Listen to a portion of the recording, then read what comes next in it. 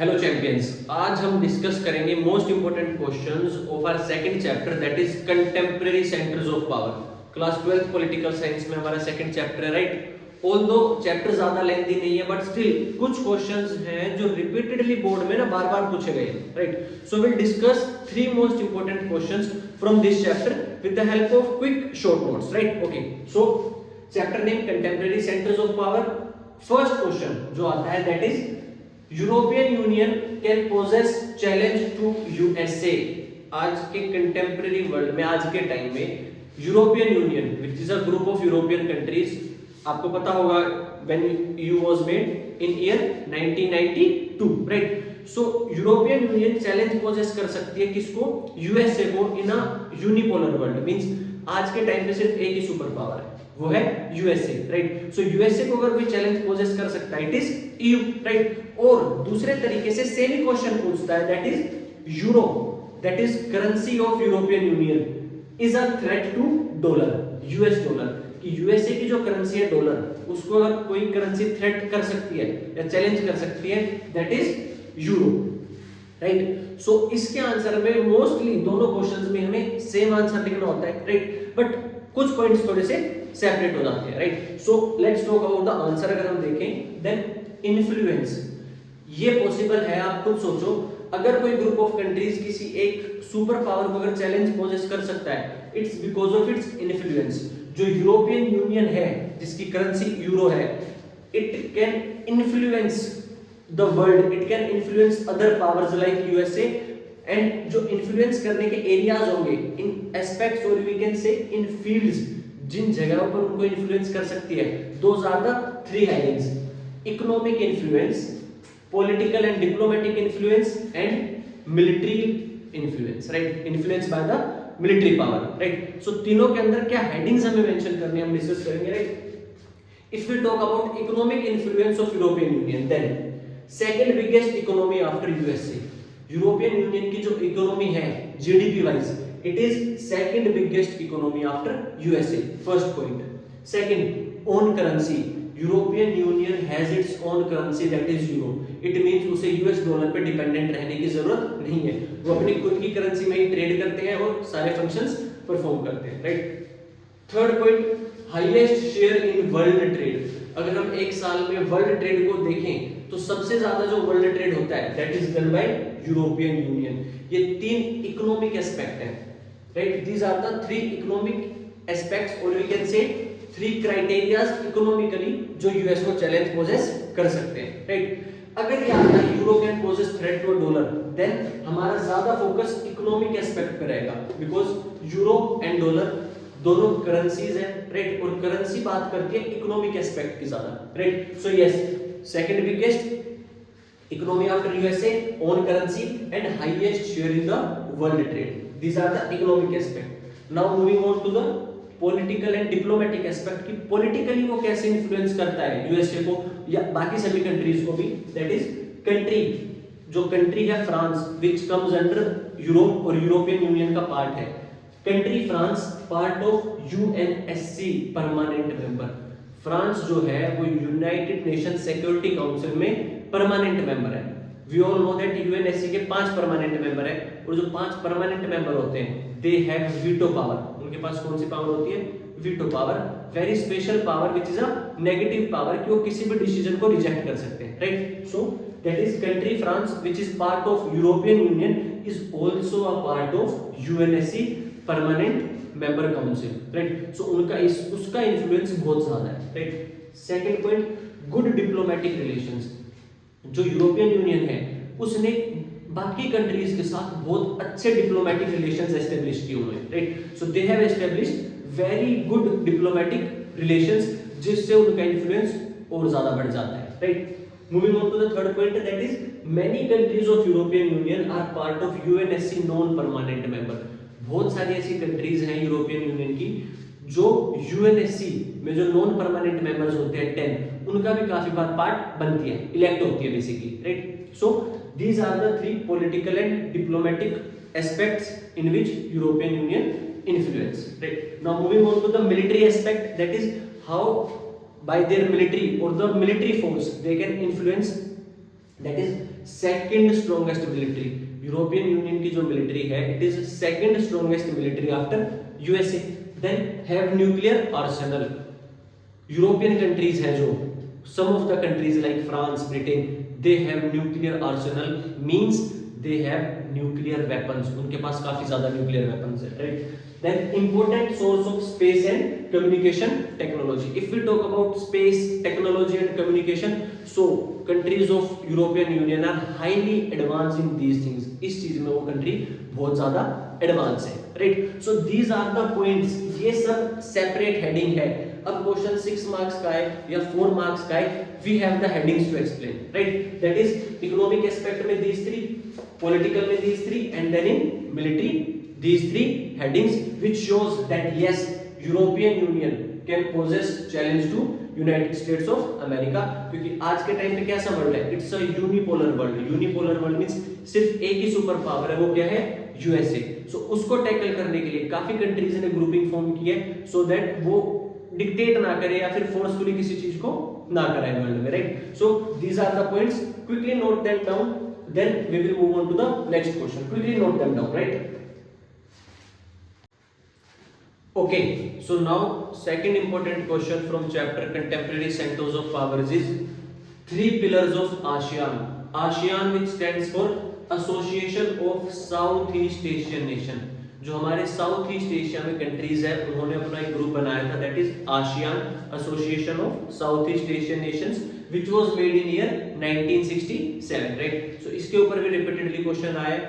दे mainly ask 3 pillars, कि कौन से 3 पिलर्स आसियान के, मींस जो मेन 3 बॉडी कह लो आप, और we can say components, aspects या फील्ड्स, कैसी कौन से 3 कम्युनिटी है आसियान के अंदर जो पूरे आसियान को डिफाइन भी करती है, प्लस पूरे आसियान की फंक्शनिंग उन्हीं 3 के ऊपर डिपेंडेंट है, right? So these 3 pillars are ASEAN security community, ASEAN economic community and ASEAN socio cultural community, right? So अब इन तीनों के अंदर भी ना हमें पॉइंट्स पता होने चाहिए। ऑल्दो मीनिंग से क्लियर है दैट सिक्योरिटी कम्युनिटी है, कुछ सिक्योरिटी से रिलेटेड काम करती होगी, that is protection, safety.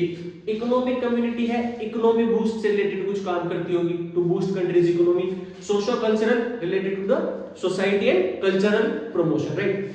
But we need to know few terms जो हमारे आंसर की क्वालिटी को ज्यादा अच्छा बनाएंगे, राइट? आंसर तो सभी लिख देंगे, it's not a big task, लेकिन उस आंसर की क्वालिटी कितनी ज्यादा अच्छी है ये बहुत ज्यादा मैटर करता है ना? Okay, so first ASEAN security community which focus on no armed confrontation, कि आसियान की जितनी भी कंट्रीज है। Okay, let me tell you one thing very unique. ASEAN जब बनाया था so there were 5 countries, 5 countries थी आसियान को बनाने वाली, ठीक है? How many? 5 founding members of ASEAN. धीरे धीरे धीरे बाकी कंट्रीज ने जो साउथ ईस्ट एशिया के उन्होंने इसे ज्वाइन किया, दे बिकेम 10 मेंबर्स, और अभी रिसेंटली 2026 में एक और मेंबर ने इसको ज्वाइन कर लिया। इट मींस अभी आसियान में कितने मेंबर्स हैं? Total 11 members, right? But NCERT के अकॉर्डिंग हम अभी 10 ही मान के चलेंगे, राइट? सो जो आसियान सिक्योरिटी कम्युनिटी है वो फोकस करती है no armed confrontation, means 2 ASEAN countries के बीच में कभी भी आर्म्ड कन्फ्रंटेशन नहीं होगी, मींस वेपन्स को यूज करके लड़ाई नहीं होगी। अगर डिस्प्यूट होता है so we will resolve that dispute by negotiation, talks and by good things. Like good things means कि हम बातचीत करके उसको सोल्व कर लेंगे, हम आर्म्ड कन्फ्रंटेशन नहीं करेंगे, लाइक वेपन्स से हम लड़ाई नहीं करेंगे जैसे इंडिया पाकिस्तान की हो जाती है, right? Then focus on peace, neutrality and cooperation. Security community जो है वो फोकस करती है पीस एस्टेब्लिश करने में, शांति रहे, न्यूट्रलिटी, ज्यादा कन्फ्रंटेशंस ना हो, and cooperation with in the countries of ASEAN. ASEAN countries के बीच में क्या बना रहे? कोऑपरेशन बना रहे, राइट? देन नॉन इंटरफेरेंस, कोई भी कंट्री दूसरी आसियान कंट्री के इंटरनल मैटर में कभी भी इंटरफेयर नहीं करती, राइट? किसी कंट्री का अगर कोई इंटरनल मैटर है तो उसमें आसियान, दूसरी आसियान कंट्री उसमें इंटरफेरेंस नहीं करेगी, जिसके under an organisation was formed, ASEAN regional forum.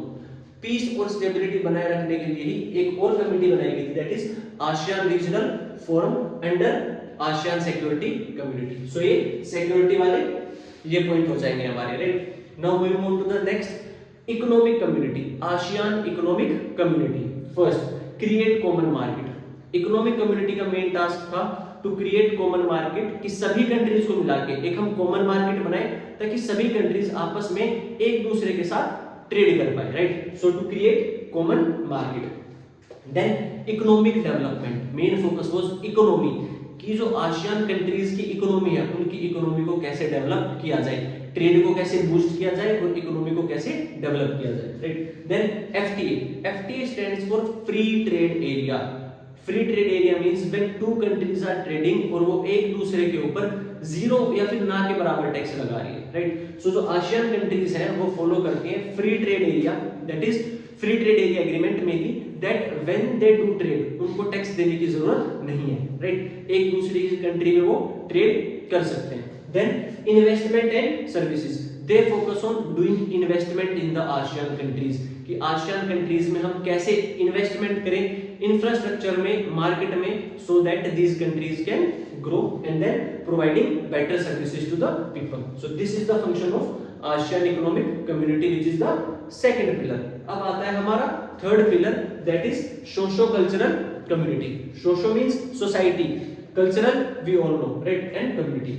Focus on people to people ties, ये जो तीसरी कम्युनिटी है, टीम है, ये फोकस करती है कि लोगों में आसियान कंट्री, जो आसियान 10 कंट्रीज थी पहले, अभी 11 हो गई है, उन लोगों में आपस में बहुत ज्यादा अच्छी बॉन्डिंग हो, that is focus on people to people ties. Then focus on developing feeling of unity and brotherhood. Countries में जो लोग हैं सभी आसियान कंट्रीज में, वहां पे लोगों के बीच में यूनिटी की feeling, that we all are united, and brotherhood की फीलिंग को डेवलप करना चाहिए।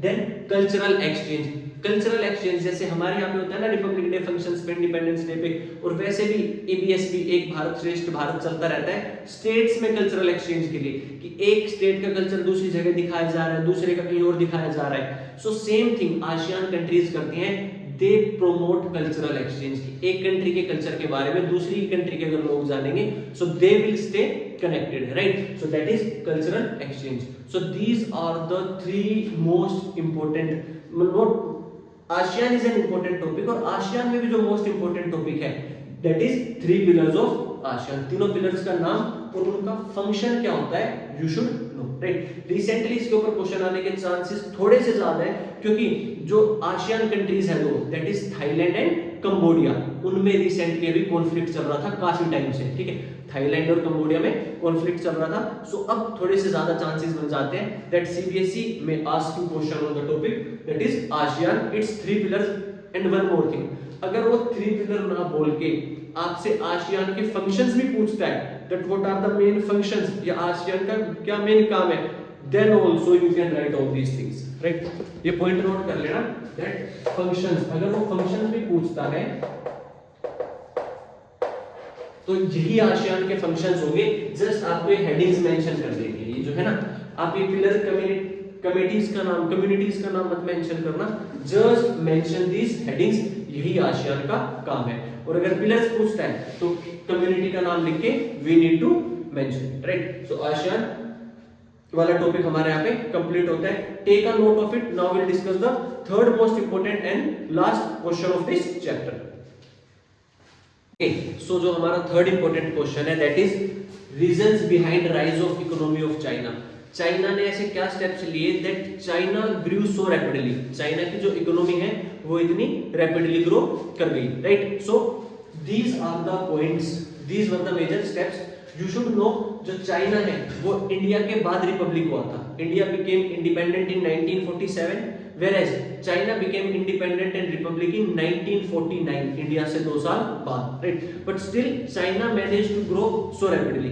इसमें एक मगर थोड़ा स्टोरी बैकअप बताऊं, सो चाइना जो कंट्री है it was a colony of Japan, पहले वो जापान की कॉलोनी थी और चाइना के ऊपर भी काफी डायनेस्टीज ने रूल किया है। बट चाइना आइडियोलॉजी फॉलो करती थी दैट इज कंजर्वेटिज्म। चाइना अपने कल्चर को कंजर्व करना, अपनी इकोनॉमी को कंजर्व करना, इन सब चीजों के ऊपर ज्यादा ध्यान देती थी। बट व्हेन चाइना फेस्ड, आपको पता होगा China follow socialism, communist form of government and socialism form of economic system is there in China. But जब चाइना में इकोनॉमिक क्राइसिस आने स्टार्ट हुए नियर 1970s, चाइना ने कुछ ऐसे इंपॉर्टेंट स्टेप्स लिए which became the reason behind economic development of China. ये direct question देखने को मिल जाता है। First point, 4 sector modernisation. सबसे पहले चाइना ने डिसाइड किया दैट हम अपने 4 सेक्टर्स को मॉडर्नाइज करेंगे, मॉडर्न करेंगे, उनको डेवलप करेंगे। वो कौन कौन से थे? Agriculture, industry, military and science and technology. Okay, that is 4 sector modernisation में 4 सेक्टर्स को agriculture, industry, military and science and technology को उन्होंने डेवलप किया। Second, open door policy. China introduced open door policy. मैंने स्टार्टिंग में बताया था China का जो इकोनॉमिक सिस्टम था it was conserve, protectionism, protect करके रखना, but now China open its economy. China ने अदर कंट्रीज को बोला come and invest in our country, अब हम रेस्ट्रिक्शंस नहीं लगा रहे हैं, right? So that is open door policy. China में पॉपुलेशन बहुत ज्यादा रही है स्टार्टिंग से, सो ज्यादा पॉपुलेशन की वजह से बाहर की कंट्रीज आके चाइना में इन्वेस्ट करती थी। क्यों? ताकि चीप लेबर, सस्ते काम करने के लिए मजदूर मिल जाते थे, right? So open door policy से इकोनॉमिक डेवलपमेंट हुई। Third point, privatisation of agriculture and industry. China ने स्टार्टिंग के फेज में 2 सेक्टर्स थे उनको प्राइवेटाइज कर दिया था, गवर्नमेंट कंट्रोल से फ्री करके उनको प्राइवेट कर दिया था, that is agriculture and industrial sector, right? Then establishment of special economic zones. China ने स्पेशल इकोनॉमिक जोन्स एस्टेब्लिश किए। स्पेशल इकोनॉमिक जोन्स आप ऐसे समझ लो, एक स्पेसिफिक एरिया जो सेटअप किया जाता है सिर्फ इकोनॉमिक एक्टिविटीज के लिए, जैसे हम इंडिया में जिसको इंडस्ट्रियल एरिया बोल देते हैं specifically, right? So special economic zones जहां पे ट्रेडिंग एक्टिविटी, प्रोडक्शन एक्टिविटी ज्यादा होंगी to boost the economy of a country, right? Then foreign direct investment. China started accepting foreign direct investment. इस पॉइंट को हम कोरिलेट कर सकते हैं किसके साथ? ओपन डोर पॉलिसी के साथ, right? So China started accepting foreign direct investment, means बाहर की कंट्री डायरेक्टली आके चाइना में इन्वेस्ट करेगी, right? Then important resource, like China के पास स्टार्टिंग से ही बहुत ज्यादा इंपॉर्टेंट रिसोर्सेज रहे हैं। अभी जो मेन रीजंस है that is rare earth minerals. कुछ मिनरल्स हैं which are in abundant with China, जो चाइना के पास है और बहुत ज्यादा है, ठीक है? सो इन रिसोर्सेज की वजह से भी, इनकी डिमांड की वजह से भी China played a very crucial role. Then large territory. China की जो ज्योग्राफिकल टेरिटरी है, लैंड मास है, वो बहुत ज्यादा वाइड है, बहुत ज्यादा एक्सपेंडेड है। एंड इट्स ज्योग्राफिकल लोकेशन, जो चाइना की ज्योग्राफिकल लोकेशन है वो भी बहुत ज्यादा इंपॉर्टेंट रोल प्ले करती है। So these are the key headings, चाहे क्वेश्चन 4 मार्क्स में है, 6 मार्क्स में है, दीज आर द 4 की headings which we can use. Even हम इंट्रोडक्शन में ये भी लिख सकते हैं दैट जो चाइना है वो इंपॉर्टेंट कंट्री रहा है स्टार्टिंग से because of silk route. 10th class SST में हमने पढ़ा है दैट इज सिल्क रूट की वजह से चाइना हमेशा से बहुत इंपॉर्टेंट कंट्री रहा in the world market, right? And these are the reasons that led to rapid economic growth of China, right? Thank you so much. Now will discuss next chapter, right? बाकी ये जो 3 questions हैं these are only from this chapter and the most important questions. Do tell me in the comment section कैसी लगी video. See you in the next video. Take care. Bye bye.